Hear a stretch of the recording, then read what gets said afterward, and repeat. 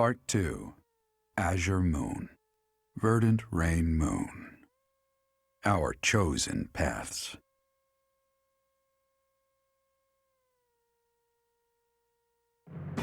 The Kingdom Army has captured Fort Mercius.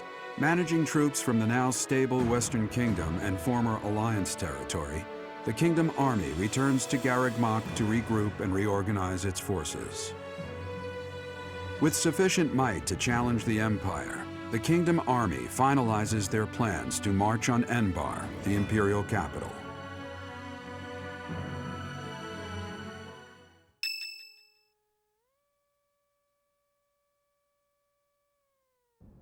Ah, there you are. His Highness was looking for you.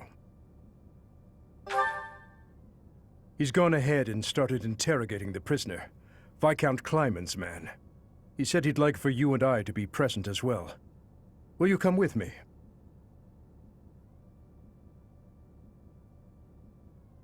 I cannot overlook your reckless remarks. Are you really so keen to lose your head? I only did what I believed was right. I swear to the goddess that I'm not lying. Amidst the turmoil of the tragedy, Lady Patricia was supposed to be the only one who was unharmed. We had been given orders ahead of time to not approach her carriage. Of course not. What would my stepmother have had to gain from such a... Perhaps Lady Patricia would have done anything to return to the Empire, to her husband and daughter. What exactly are you implying? For the past few months, I've been spying on lords who defected to the Empire in order to investigate rumors about Lady Patricia. Cornelia's words were true. The two of them, I am afraid they conspired together after all. Enough of this nonsense. You say she wished to return home? That isn't nearly enough reason to cause such a tragedy. I do not intend to imply that the two of them were solely responsible for the whole affair. They were likely nobles who opposed the king, or potentially someone who wanted to throw the kingdom into chaos. The Empire and people like Solon and Kranya had their motives too. So my stepmother joined with them to cause the tragedy. Is that what you believe? Ultimately, this is just conjecture based on the evidence at hand. I have no idea what their true intentions were. I see. We will hear what this man has to say. For now. My lord had long felt that King Lambert's radical ways were dangerous. At the time, he was approached with an offer to take part in the incident at Dusker. My lord loves his homeland. To me, he embodied justice. We were only doing what we thought was right. And so, in the name of justice, he caused massacre upon massacre out of love for his homeland. You murdered your own king, killed our soldiers, and involved innocent citizens. And yet you have the gall to speak of justice! I am only standing before you now because I could no longer bear the weight of my sins.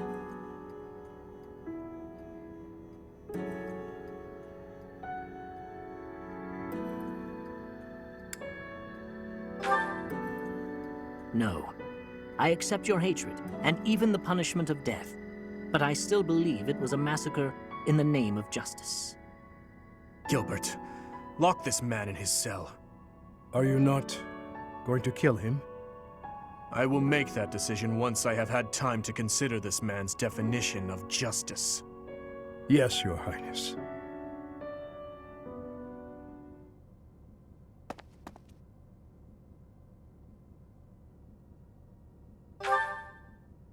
No, I cannot say that I am. Tell me, Professor, how well do you remember your father, Gerald? Soon enough, you will come to understand how painful it is to forget the faces of those who have passed on. To be honest, I cannot really remember my stepmother's... that woman's smile, nor the sound of her voice. I always told myself that I would not allow my mind to forget, and yet, all I can recall with clarity is her gazing away, so forlorn. Did my stepmother wish to go home so badly that she would kill Father and me? Kill her false family? Home, to her own blood. Her true family.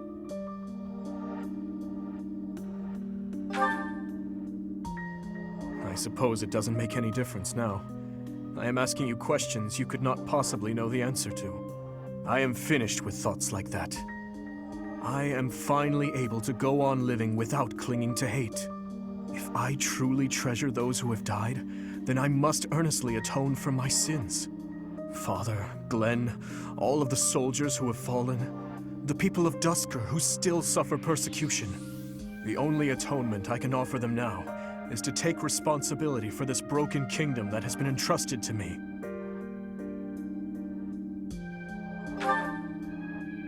That is why I feel that I must meet with Edelgard and try to talk to her. Do you think it is a fool's errand? Honestly, I think so too. But I must swallow my feelings and grudges, our whole history really, and ask her about this future that she sees. What she aims for once her domination is complete. What kind of justice she clings to as she fights. And why she felt it necessary to start this war. I believe that asking her these things is the true responsibility I have been tasked with as king. We will march our troops to the Imperial capital. But before any battle begins, we will set up camp nearby and send a messenger. I will tell her that I need to speak with her in a safe place, without any weapons or troops. As to whether or not she will agree to my request, well, that rests solely on Edelgard. I would like to believe that as well. You know, Professor, when we fought in Ferdiad, Cornelia mocked me and called me pitiful. But even if it is true that my stepmother never loved me, I am not to be pitied. After all, I have allies and dear friends who care for me. And now, I also have you by my side.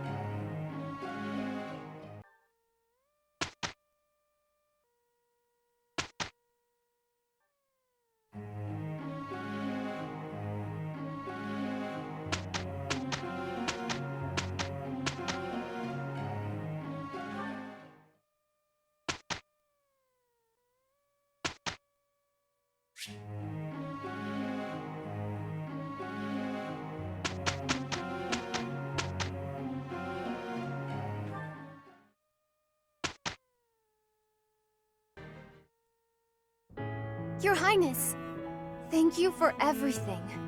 This is sudden. Why so formal? You are not about to tell me you intend to leave the army, are you? Oh no, it's not that. I just had the chance to return to the capital on military business. It had really been a long time. Life's pretty hard there right now, but its old vitality seems to be returning bit by bit. If it wasn't for you, I'm sure things wouldn't be looking so promising. So... Come now, no need to exaggerate. Do not forget that I abandoned them and fled once as well. You had no choice.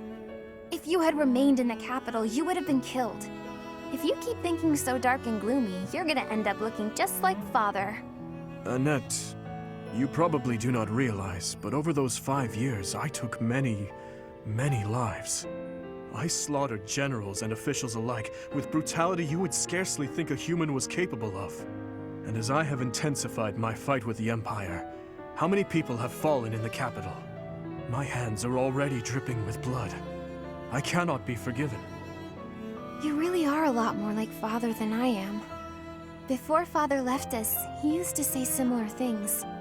I don't want you to end up like him. So I've been thinking, when this war is over, I was wondering whether I could help you with your work. Of course, I don't know how much I'd be able to support a king. What are you saying? If I leave you to your own devices, you'll forget how to laugh. We can't have that. You won't be able to do what you have to do with such a miserable look on your face. So, if you'll have me, I'd like to stay by your side. If you're sad or suffering, I'll just starve you until you muster a smile. Starve me? Hey, you weren't supposed to laugh at that part. I thought a lot about this. Sorry, I could not help myself. Certainly with you around, I will not have any cause to frown. By all means, join me, Annette. And never lose that sweet smile of yours. Yes, I promise.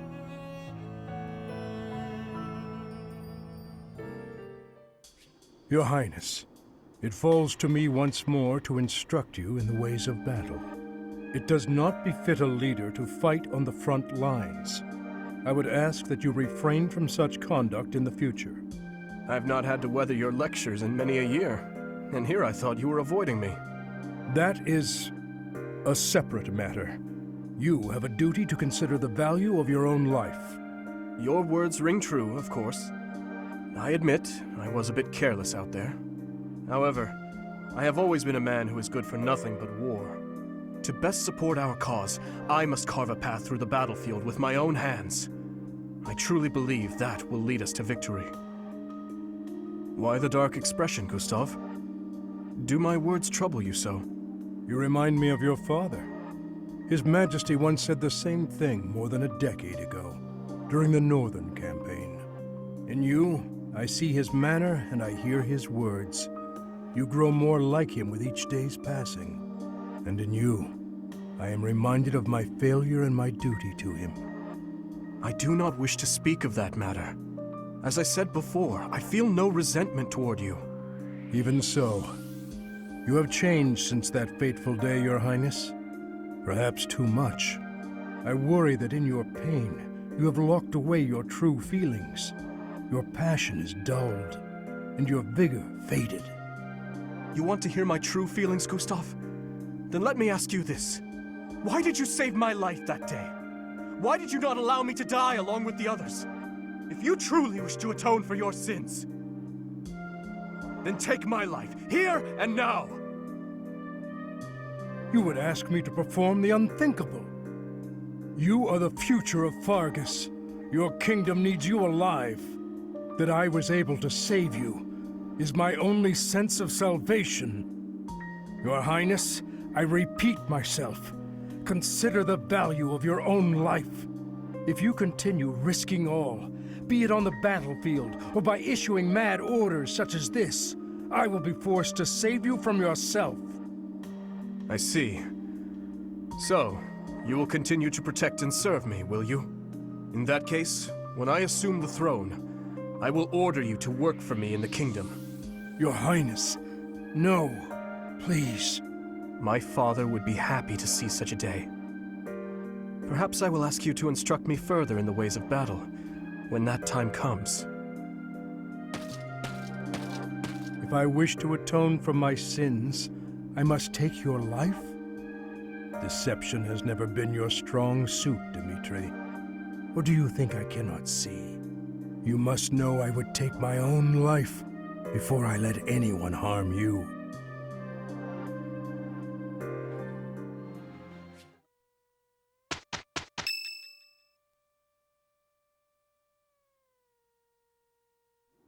Professor, do you think Edelgard will show up?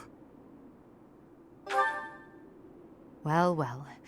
It's been a long time, Professor. And hello to you too, Dmitri. Edelgard. I did not think you would actually accept my request. Call it a win. Well then, what did you want to talk about? I will get straight to the point. Why did you start this war? There had to be a way to change things in your territory without the need for so many senseless casualties. It may be hard to believe, but this is the way that leads to the fewest casualties in the end. Don't you see? How could I? Countless people have already lost their lives in this conflict. The longer we took to revolt, the more victims this crooked world would have claimed. I weighed the victims of war against the victims of the world as it is now, and I chose the former. I believe that I have chosen the best path, the only path. Even after seeing the faces of those who have suffered the ravages of war, you would still force them to throw their lives away for the future? You are obsessively devoted to this war, and deaf to the screams of its victims. You cannot change the cycle of the strong dominating the weak with a method like that. You're wrong. That very cycle is exactly what I have devoted my life and my power to destroying. If after all of this, you believe the weak will still be weak, that is only because they are too used to relying on others instead of on themselves. Yes, perhaps someone as strong as you are can claim something like that. But you cannot force that belief onto others. People aren't as strong as you think they are. There are those who cannot live without their faith, and those who cannot go on once they have lost their reason for living. Your path will not be able to save them. It is the path of the strong, and so it could only benefit the strong. So you consider me strong, do you? Even if one clings to their faith, the goddess will never answer them. Countless souls will be lost that way, living without purpose. And I can be counted among those who have died that way as well. But that's why I must change this world, on behalf of the silent and weak. And do you intend to become a goddess yourself? Will you steal the power to take action from the broken-hearted masses you claim to defend? The ones who can truly change the way of the world are not the rulers, but the people. Pushing your own sense of justice and your own ideals onto even one other person is nothing more than self-righteousness. Maybe it is self-righteousness, but it doesn't matter. Someone has to take action and put a stop to this world's endless, blood-stained history. Do you not believe in the power of the people to join together and rise up?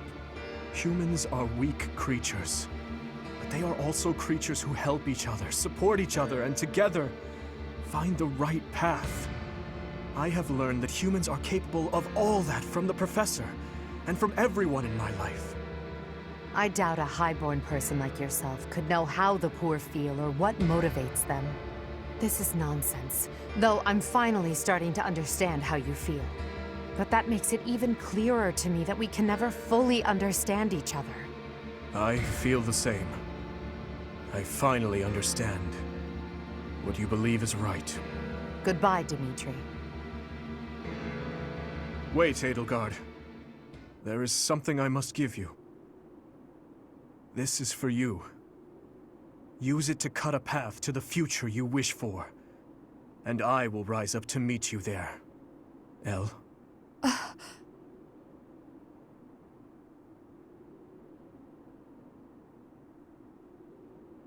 Elle! So it's true. You're really going away? Going back home? There's nothing I can do about it. It's all happening so fast. I'm as surprised as you are. Elle. Here. I want you to have this. Elle, listen to me. No matter how hard things get, you can't give in, okay? You've got to cut a path to the future you wish for, no matter what. It's a dagger? Why would you give me something like this? Oh, I'm sorry. I couldn't think of anything better to give you. Edelgard, what are you doing? It's time to go. Hurry and get in the carriage. Oh, I'm sorry, Uncle. I have to go now.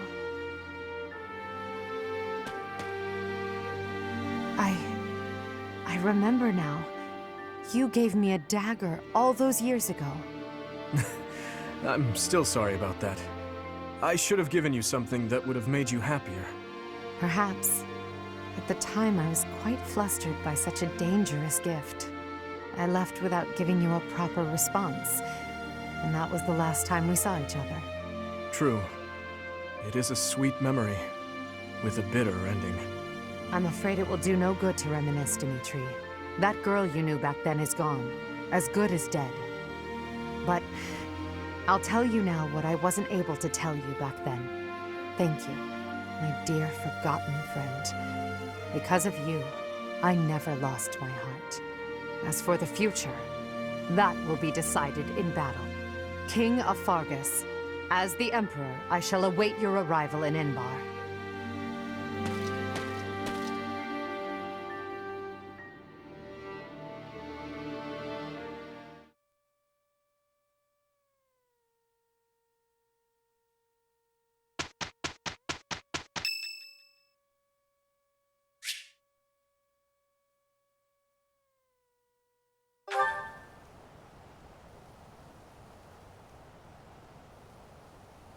sorry. It looks like I'm going to have to leave you now. One day, I hope you'll give this ring to someone you love as well as I love her.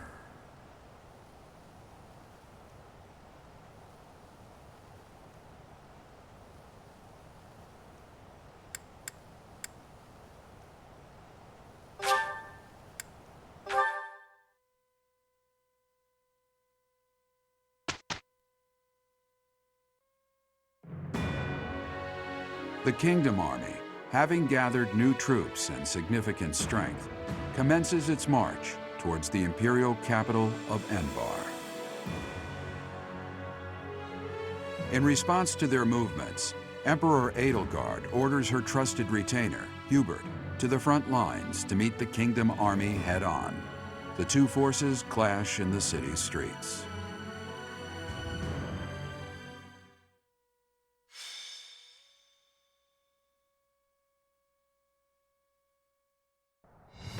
The gates to the Imperial capital have been broken. All troops, storm in! The Emperor is within reach! Imperial troops are dug in across the city. Let's cut through them and carve a route to the palace.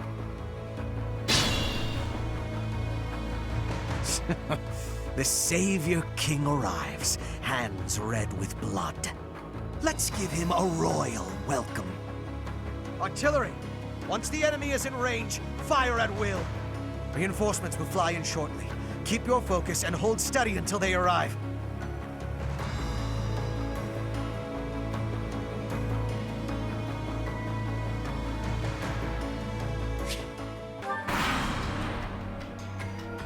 Draw them toward the Opera House. Reinforcements will be here any moment.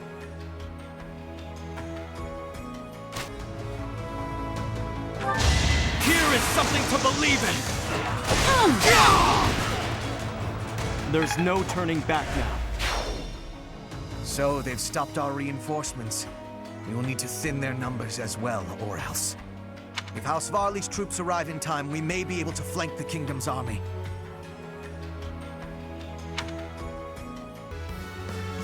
For Adrestia and for Brigid, I will be defeating all of you!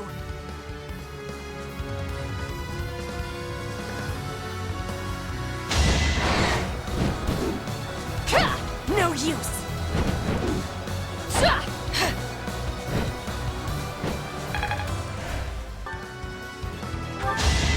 I cannot lose!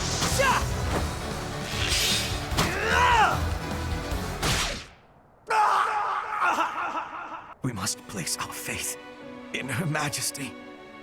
Her victory is everything.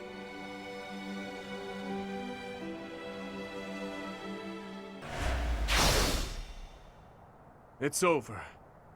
The way to the palace is clear. Let's move!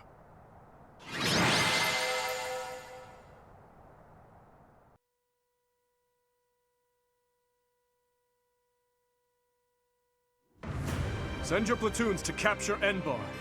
There is to be no needless killing or pillaging. Understand? Yes, Your Highness. Edelgard awaits us. We will advance our main forces straight to the palace. Yes, it has truly been a long war. And we have only made it this far because of you. Actually, no. I will save that sentiment for after we win this battle. We will advance our troops and confront her. We must strike down the Emperor and end this war. My life is yours, Your Highness. Let's win this and go back home in victory. I'll do the very best I can. On my honor as a knight, I will not lose. I know the goddess is watching over us. Let's be sure to return home safely. All of us. As a citizen of Fargus, I will fight with everything I have. Is this what a do-or-die situation looks like? You would best give it your all too, General. Go and win. Be the boar that you are. And don't you dare look back. Yes, I will... No. We will win this. Together. Everyone, move out! The time has nearly come. Yes, the anomaly should present itself shortly. However... There's no reason to fret. Besides, it's far too late to second guess. Now, assume your position. I can't promise your safety if you remain here. Very well.